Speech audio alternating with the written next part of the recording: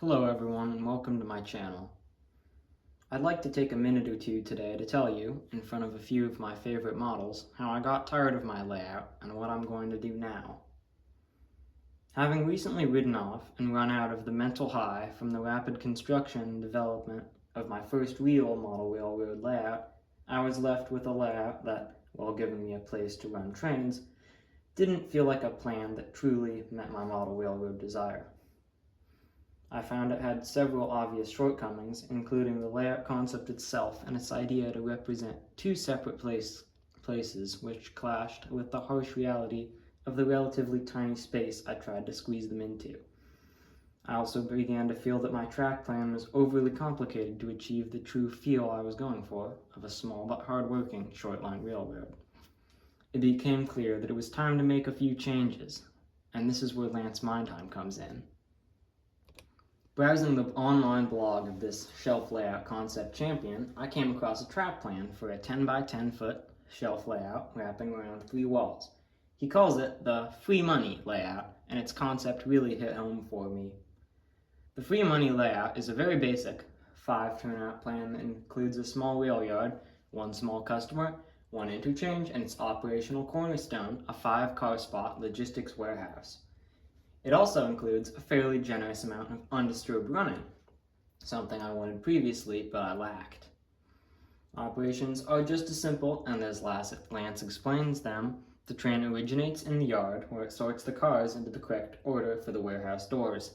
Then the train shoves out to the warehouse, swaps the inbound loads with the outbounds, and returns to the yard, serving the interchange and the additional customer as needed, or in other words, only as often as you wish.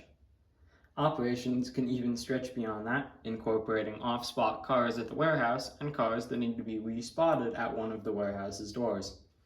I was re-inspired.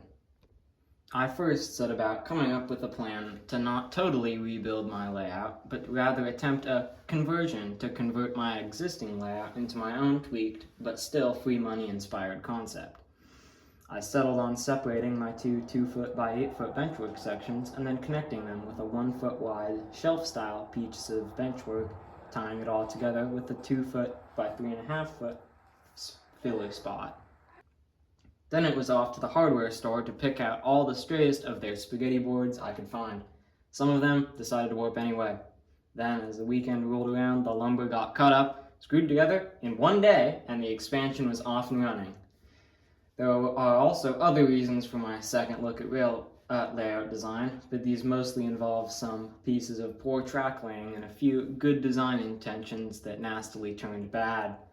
These changes will give myself a chance to revisit and correct some of my past mistakes. However, this layout rethink hasn't stopped progress on other fronts. Instead, it has allowed me to direct my focus on other projects, such as painting my scratch-built yard office and removing the Southern Pacific markings from my brand new Athearn GP9. It has also driven me to take another look at my YouTube channel and make some changes for the better. For example, this video you're watching right now was actually recorded from a written script, the first time that I've used this technique. This trend will continue with future videos in addition to my usual stream of YouTube shorts.